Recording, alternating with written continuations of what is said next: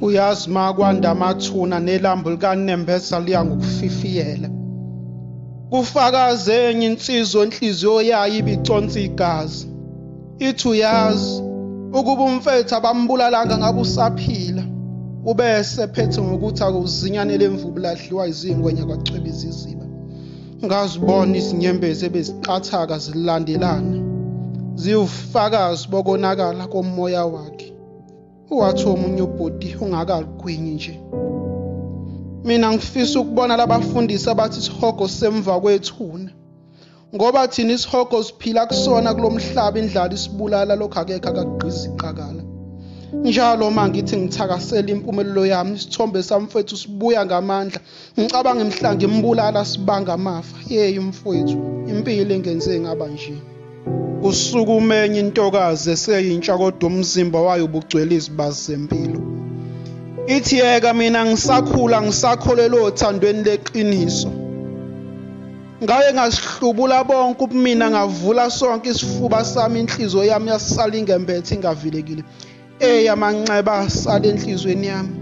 Iwona wahambela ithuna uthando lasenhlizweni yami. Kuyimanje lolu uthando engangilibuka njengendawo enhle yokunethezeka. Selaphenduka isikhali sokuziphiniselela ngethemba lokuthi inhliziyo yami izophola. Kodwa ke ngicela ningangibeki amabala ngoba nami impilo engenze ngaba nje. Ukuncipha kweziyalo kwanda kwemfundo yomgwaqo.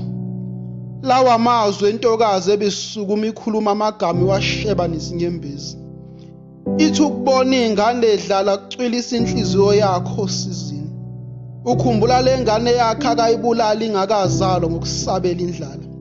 Ubese sisola abazali ngokuncipha kweziyalo emakhaya. Uthi ukuba wadonswa ngendlebe ehlezi ngaba kwacwilanga ezibeni samahlongandlebe.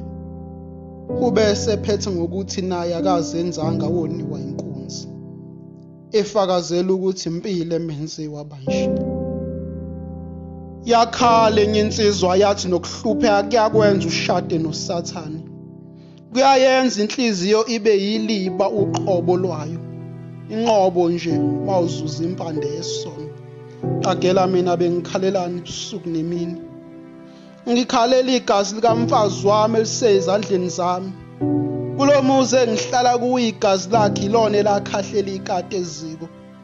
Ube secebisa abasho ngokungayihambi indlela yakhe. Nelambi lomphefumulo wakhe bese licima. Wagebisa ikhanda phansi. Waphumula umphumela wafuthi. Impilo engenze ngaba njena. Uzex Darrell Star.